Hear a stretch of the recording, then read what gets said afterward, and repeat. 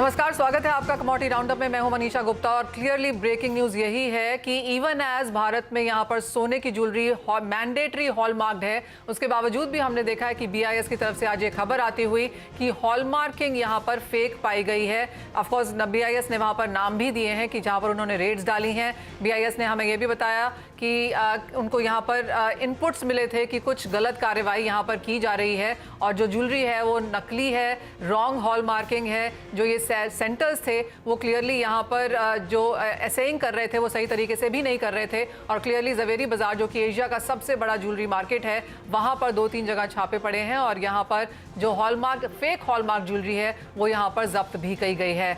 हमारे साथ BIS hallmarking office western region and deputy director Sandeep S Kumar जुड़ेंगे, साथ ही साथ जीजेसी के चेयरमैन संयम मेहरा हमारे साथ हैं। संयम, सबसे पहले आपसे ही बात करना चाहेंगे। क्लियरली काफी समय से ये चिंताएं रही हैं कि फेक हॉलमार्किंग भी यहाँ पर होती रही है। इवन एज हॉलमार्किंग की जो कॉस्ट है वो बहुत छोटी होती है, उसके बावजूद भी हमने देखा है कि ये इंस्टेंसेस बार बार बाजार में आते हैं। कैसे रीड इन करते हैं आप इसे? देखिए, 6 जगह पर नमस्ते मनीषा जी। 6 जगह पर लोकेशन पे रेड आई थी बीआईएस की। 2.75 केजी गोल्ड यानी कि 1.5 सीआर के आसपास गोल्ड जब्त हुआ है। जो हॉलमार्किंग सेंटर्स हैं जिनके यहाँ पर रेड हुई, वो 2 तरीके से इसमें फेक हॉलमार्किंग हो सकती है। एक तो पुराना 4 हॉलमार्का जो है, जो 1.5 साल पहले गवर्नमेंट ने जब 16 जून 2021 के अंदर एचयूआईडी लाया था, तो 4 मार्का जो है उसको फेज वाइज तरीके से अबॉलिश करना है। और दूसरा, जो मार्किंग 6 मार्का एचयूआईडी का होता है, उसे लेजर मशीन से सेम मार्किंग जो ओरिजिनल है उसको डुप्लीकेट तरीके से की जाती है। तो इन 2 तरीके से फेक हॉल मार्किंग होती है। बीआईएस ने अपनी एक्सटेंडेड आर्म जो हॉल मार्किंग सेंटर्स हैं उनके ऊपर रेड डाली और रेड डाल के इनको पता लगा कि 1.5 करोड़ का माल जैसे फेक हॉल मार्किंग हो रहा था। लेकिन जीजीएससी और जेमन jewellery industry fake hall marking को कतई सपोर्ट नहीं करती है। और आने वाले टाइम के अंदर अगर हॉल मार्किंग सेंटर्स अपने आप को स्ट्रॉन्ग कर लें और ऐसी फेक हॉल मार्किंग का नेगेटिव तरीके से फेक हॉल मार्किंग ना करें, जिससे माल कैश में बेचने की सोच जो कुछ ज्वेलर्स की है, कुछ हॉल मार्किंग सेंटर्स की तरफ से बने, तो मुझे लगता है इंडस्ट्री काफी रेगुलराइज हो सकती है। और आने वाले टाइम के अंदर अगर ये तरीके की रेट्स पड़ती रही और हॉल मार्किंग सेंटर्स खुद रेगुलराइज नहीं हुए, तो इंस्पेक्टर राज बनकर ज्वेलर्स काफी पीड़ित हो जाएंगे। संयम, जैसे आपने कहा कि क्लियरली इसे कोई भी सपोर्ट नहीं करता है, कंज्यूमर्स के लिए तो ये बिल्कुल भी अच्छी खबर नहीं है। लेकिन जो ज्वेलर्स यहाँ पर असेइंग कराते हैं, हॉल मार्किंग कराते हैं, क्या उन्हें पता चलता है कि वो जहाँ से हॉल मार्किंग करा रहे हैं वो सही नहीं है? क्या ये hand in glove kind of arrangement है?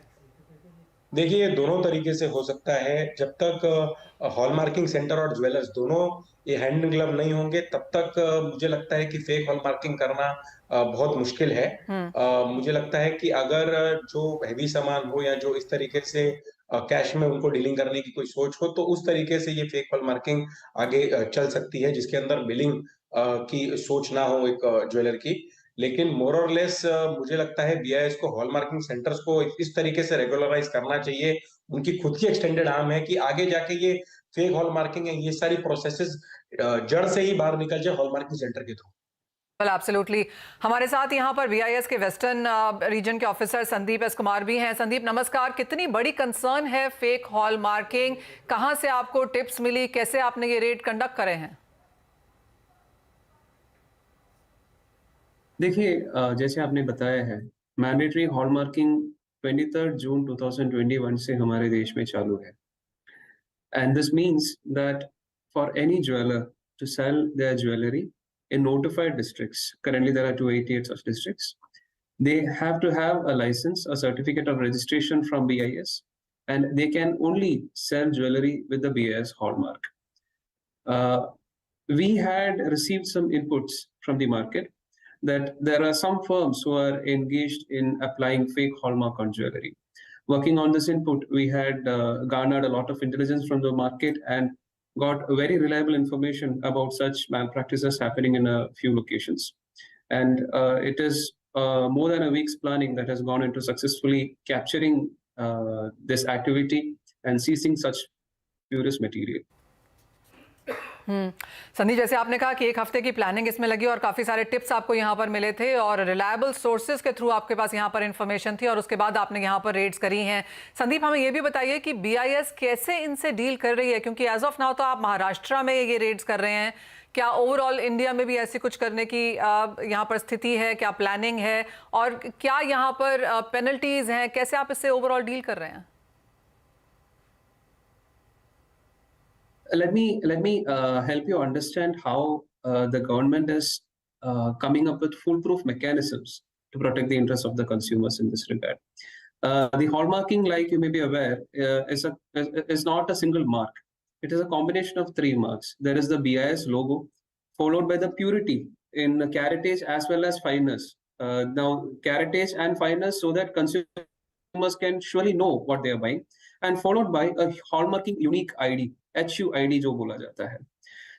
This HUID is a 6-digit alphanumeric number that is unique for each and every piece of jewelry. Say आप एक earrings purchase करें in pair, each item on the pair will have a separate hallmark unique ID, and this hallmark unique ID can be traced through the BIS Care mobile application that is available for both Android and iPhone platforms. So any consumer who goes to a store has the option of checking the HUID on the jewelry they intend to buy through the BIS Care app and ensure the genuinity and validity of the BIS hallmark before they make the purchase. This helps them in negating any possibility of purchasing a fake hallmark jewelry. So the consumer interests are in a way already getting protected, but the 4-mark hallmark that ceased to be applicable after mandatory hallmarking was brought in.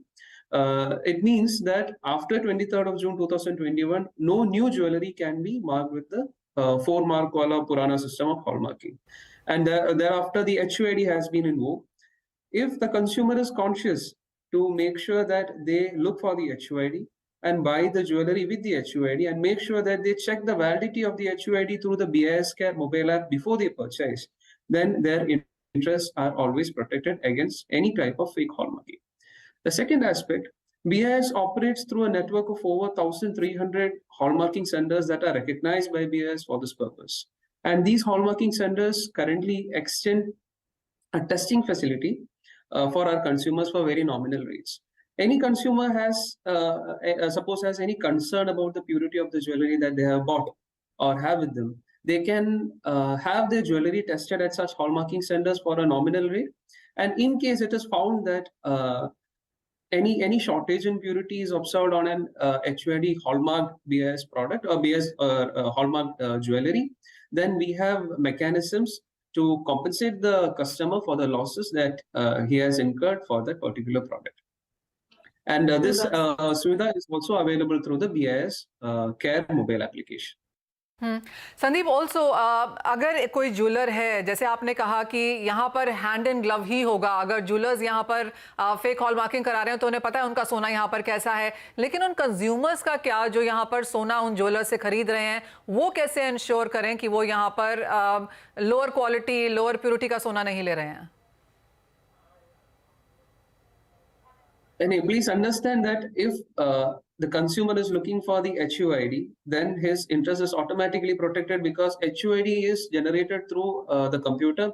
It is almost a foolproof mechanism, and it is traceable to the exact jeweler who has got it hallmarked and the hallmarking center who has got it hallmarked, thereby closing off any avenues of a lack of traceability in that particular jewelry.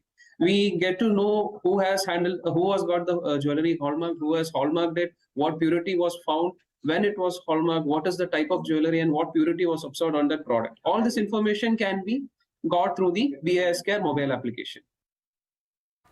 Alright, सही, हम आपको यहाँ पर बीच में लेके आना चाहेंगे। और जैसे बात की जा रही है कि ज्वेलर्स की जानकारी के बिना तो ये हो ही नहीं सकता था, और जैसे संदीप ने हमें बताया कि कंज्यूमर्स को जब एक ज्वेलर के पास वो जाते हैं तो HUID यहाँ पर चेक करना चाहिए।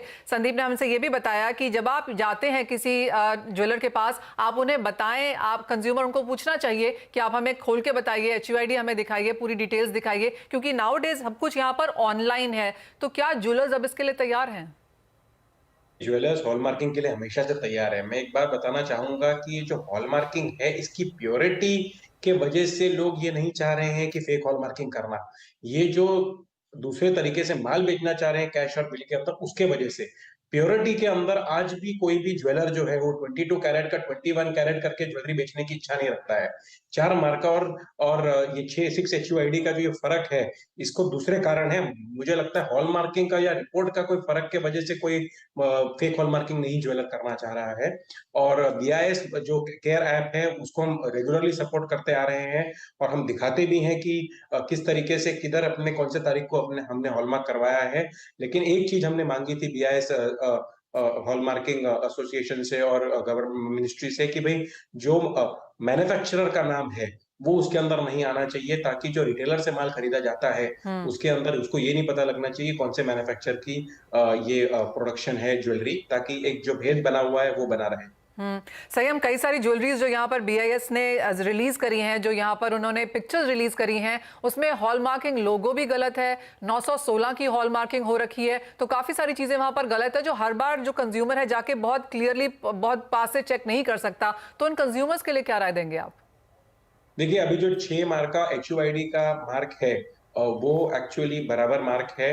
उसको देखना चाहिए कंज्यूमर को कि ये मार्क है, अगर उसके ऊपर लगा हुआ उसको देख के वो BIS केयर ऐप के ऊपर भी जाकर देख सकता है कि ये मार्क एक्चुअली लगा हुआ है। उसको देखने के बाद उनको ध्यान आएगा कि ये जो ज्वेलरी है वो एक्चुअल है। तो ये एक सोच है। लेकिन एक और बात है कि अभी भी BIS के तरफ से एक बराबर मैकेनिज्म बनाना बहुत जरूरी है। अगर फेक हॉलमार्किंग देखे तो कोई भी लेजर मार्किंग से वो जो 6 मार्का है उसको भी कॉपी करके बराबर तरीके से अपने यहाँ पर लेजर मार्किंग की जा सकती है। तो इसके अंदर अभी काफी चीजें जो है वो सही होनी बाकी हैं BIS के तरफ से भी, ताकि ये फेक हॉलमार्किंग पूरे तरीके से एराडिकेट की जाए। लेकिन मेरी समझ से 0.2 या 0.5% ही पूरे इंडस्ट्री के अंदर 100% में से फेक हॉलमार्किंग होती होगी। और अगर हॉलमार्किंग सेंटर जो एक्सटेंडेड आर्म है उनको बराबर तरीके से टाइट किया जाए तो ही ये पूरी तरीके से इरेडिकेट हो सकता है। एब्सोल्युटली। जैसे आपने कहा अभी भी यहाँ पर कंफ्यूजन है और क्लियरली BIS की तरफ से ये खबरें भी हैं कि बहुत जल्दी इसे वो सिंप्लीफाई कर देंगे ताकि आप कंफ्यूज वहाँ पर ना हो। संदीप, जाने से पहले एक फाइनल सवाल आपसे पूछना चाहेंगे और ये कंज्यूमर्स की तरफ से है कि अगर किसी ने यहाँ पर सोना खरीद ही लिया है जो कंप्लाई नहीं करता है हॉल मार्किंग की तरफ से, क्या उन लोगों के लिए कोई रिस्पाइट है? Yes. Now your question comprises of two parts. One is the jeweler and second is the consumer. Now for the jeweler, BIS के जो registration होता है jeweler के लिए, this is a lifetime registration and it is free of any cost. And when the jeweler gets this registration done, he automatically gets access to the BIS HUID portal, which is hosted on the Manak Online portal. ये Manak Online portal के through jeweler को hallmarking sender को अपना jewelry hallmarking के लिए बेचना पड़ता है. So the request is only through the Manak Online channel, which is hosted by BIS. There is no provision for the jeweler to bypass this and get it hallmarked in some other way if the HUID system is being followed. So when the jewelry is going through the Manak Online portal, the jeweler is able to ensure that he sends his jewelry only to a registered and validated hallmarking center. And for the consumer, there is this entire ICT-based technology working in the background. Consumer, all that he has to ensure is to look for the HUID before he purchases and to make sure that he traces the HUID through the BIS mobile app. It's called the BIS Care app before he makes the purchase. Therein, he is able to see all the details and make sure that this is a genuine piece of jewelry before he buys it. Alright, clearly आपको HUID के ऊपर यहाँ पर नजर रखनी है, consumer को भी और ज्वेलर को भी देखना है कि वो रजिस्टर्ड हॉल मार्किंग सेंटर से ही यहाँ पर अपना काम जो है वो करें। क्लियरली एक बहुत बड़ी खबर आती हुई, काफ़ी समय से छोटे छोटे तरीके से ये खबरें आती रही हैं कि फेक हॉल मार्किंग भी यहाँ पर होती है, लेकिन BIS क्लियरली अब इन एक्शन है। जवेरी बाजार में, नागपुर में, पुणे में हमने यहाँ पर रेड्स आते हुए देखी हैं और बाकी कंट्री में भी इस तरह की कार्रवाई फिलहाल करने की जारी यहाँ पर BIS आगे करता हुआ नजर आएगा। संयम, बहुत शुक्रिया हमारे साथ जुड़ने के लिए। संदीप जी, आपका भी, और वो पूरी क्लैरिटी यहाँ पर देने के लिए कि क्या कुछ आपको यहाँ पर वॉच करना है। हॉलमार्क के पैसे आप यहाँ पर दे रहे हैं तो हॉलमार्किंग पूरे तरीके से यहाँ पर चेक करें। HUID पर ऑफ कोर्स यहाँ पर नजर रखें। एक छोटे से ब्रेक के लिए रुकेंगे, जब लौटेंगे तो अपने एक्सपर्ट्स को जोड़ेंगे यहाँ से और जानेंगे उनसे यहाँ पर कमोडिटी ट्रेडिंग स्ट्रैटेजीज।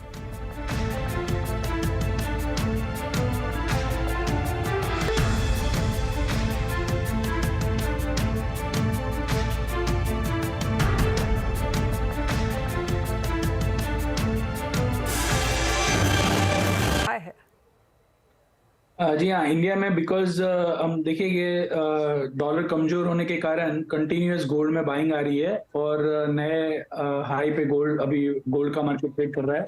सो मेरी राय में मौजूदा स्तरों से अगर ट्रेडिंग स्ट्रेटेजी आप रिकमेंड करना है तो थोड़ा डिप पे बाय करना चाहिए, करंट मार्केट प्राइस पे बाय नहीं करना चाहिए, क्योंकि in spite of the fact कि डॉलर इंडेक्स में हमने एक कमजोरी आई है, वो प्रोपोर्शन में गोल्ड आज नहीं बढ़ा है। सो मुझे लग रहा है कि आज इवनिंग सेशन में प्रॉफिट टेकिंग आ सकता है। 56,550 600 के आसपास गोल्ड आपको नीचे एक बार ट्रेड करता हुआ देखने मिलेगा। वहां पे आप लॉन्ग पोजीशन धीरे से बिल्ड कर सकते हो, बट थोड़ा बहुत प्रॉफिट टेकिंग आएगा, ऐसा मेरा रीडिंग है। ऑलराइट, कुछ मुनाफा वसूली के लिए यहाँ पर कॉशियस रहें, लेकिन डिप्स पे खरीदारी की राय अब भी। जतिन, चांदी कैसे देखेंगे? मनीषा, चांदी का मार्केट जो है थोड़ा सा अभी वॉलेटाइल रहना चाहिए। जिस तरह से बेस मेटल के अंदर अभी थोड़ा सा मुझे लग रहा है इस हफ्ते एग्जॉशन रहना चाहिए। एक तो चाइनीज न्यू ईयर है, हॉलीडे सीजन रहेगा चाइना में, तो बेस मेटल्स के अंदर थोड़ा वॉल्यूम जो है वो थोड़ा सा डिल्यूटेड रहेगा और उसका असर थोड़ा सा सिल्वर पे भी देखने मिलेगा। तो सिल्वर का मार्केट मुझे रेंज बाउंड लग रहा है इस हफ्ते, और इनफैक्ट पिछले एक महीने से देख ले तो एक बड़ी जो रेंज रही है वो सिल्वर की, वो रेंज बाउंड ही रही है, जहाँ पर 67,500 एक स्ट्रॉन्ग सपोर्ट प्ले करते हुए देखने मिल रहा है और 69,500 70,000 एक रेजिस्टेंस प्ले करते हुए देखने मिल रहा है पिछले एक महीने से। तो इस दायरे के अंदर ही ट्रेड कर रहा है सिल्वर जो है वो। तो मैं ये मान के चल रहा हूँ कि जब भी डिप मिलता है अराउंड 68,000 के आसपास के लेवल्स, तो वो एक अच्छा प्ले है वहां पर एंट्री करने के लिए, क्योंकि वो लोअर एंड रहेगा रेंज का, और हायर साइड में 69,500 से लेके 70,000 एक रेजिस्टेंस है, तो उसके पहले प्रॉफिट भी बुक करने की सलाह रहेगी। सो थोड़ा वेट कीजिए, 68,000 के आसपास मिलता है, डेफिनेटली वहां पे बाय करके चल सकते हैं, ये मेरा मानना है सिल्वर के अंदर। मेटल्स की यहाँ पर बात हुई है और ऑफ कोर्स मेटल्स में यहाँ पर चौपिनस जरूर रही है, लेकिन डिप्स पे खरीदारी अब भी यहाँ पर जारी है। Kunal, even as Chinese markets बंद है, लेकिन एक बाइंग जो पैटर्न है वो अभी मेटल्स में देखने को मिल रहा है। It's purely because of China reopen trade. कोई चाइना 40 to 45% कंजम्पशन करता है मेटल्स का, तो 6 महीना अगर economy on end of continuous अलग अलग जगह पे लॉकडाउन आते हैं, तो उसके कारण इकोनॉमी जब बंद रहती है और सडनली 6 महीने बाद वो इकोनॉमी ओपन अप होती है, तो पेंट अप डिमांड जो 6 महीने से डिमांड सप्रेस थी वो मार्केट में बाहर आ रही है, और इसके कारण मेटल्स में आपको ये जो तेजी का दौर है वो देखने मिल रहा है। सो आगे जाके एट सम पॉइंट ये जो इंक्रीमेंटल डिमांड हमने लास्ट एक महीने में आते हुए देखी है वो धीरे धीरे कम हो जाएगी। सो टाइमिंग के लिए बड़े ऊपर है, बट बहुत लंबा आउटलुक अगर आप देखते हैं 3-4 महीने का, तो कोई लंबी तेजी, पूरा वर्ल्ड अगर स्लो डाउन हो रहा है तो मेटल में लंबी तेजी कैसे होने वाली है। सो ये लेवल पे पोजिशनली बाई नहीं करना चाहिए। Some of the metal which have been underperformer, जैसे एल्यूमिनियम है, उसमें आप बाइंग कीजिए 222 के आसपास far month contract. Okay, so overall metals में बहुत तेजी की उम्मीद नहीं है, लेकिन एल्यूमिनियम पे आपकी नजर रहनी चाहिए क्योंकि एक अंडर परफॉर्मर रहा है। तो कुणाल की राय वहां पर खरीदारी की है। एनर्जी की अगर बात करें तो यहाँ पर कच्चे तेल में कुछ स्टेबिलिटी जरूर देखने को मिली है, लेकिन जतिन, नेचुरल गैस 5% की यहाँ पर गिरावट पिछले हफ्ते थी, लेकिन आज हमने 4 से 5% की तेजी एशियन मार्केट्स में आते हुए देखी। शॉर्ट कवरिंग रैलीज है जहां पर ओवरसोल्ड टेरिटरी से बाउंस बैक जो है एक्सपेक्टेड था। इनफैक्ट मुझे लग रहा है थोड़ा सा बाउंस जो है और आगे बढ़ना चाहिए टुवर्ड्स 300 310, जहां पर एक स्ट्रॉन्ग रेजिस्टेंस प्लेस्ड है। ये ओवरसोल्ड टेरिटरी से बाउंस बैक आ रहा है, इसको बहुत ज्यादा एग्रेसिवली ट्रेड ना करें। जो भी ट्रेडर्स मॉडरेटली ट्रेड करते हैं कमोडिटीज में, उनको ये अवॉइड करना है काउंटर को। लेकिन जो बाकायदा every day in day out natural gas में ट्रेड करते हैं, उनके लिए सलाह रहेगी कि बाइंग करके चल सकते हैं। हायर साइड पे 300 के पहले प्रॉफिट कर लें, और अगर ज्यादा थोड़ा सेफ रह के ही ट्रेड करना है तो ऑप्शंस के जरिए ट्रेड करें इसको, ताकि वहां पर आपका लॉस जो है वो लिमिटेड हो जाता है। लेवल स्पेसिफिकली फ्यूचर्स के अंदर ध्यान रखना है, जब तक 260 के ऊपर ट्रेड कर रहे हैं तब तक बाइंग ऑन डिप्स की स्ट्रैटेजी यहाँ पर प्ले कर सकते हैं।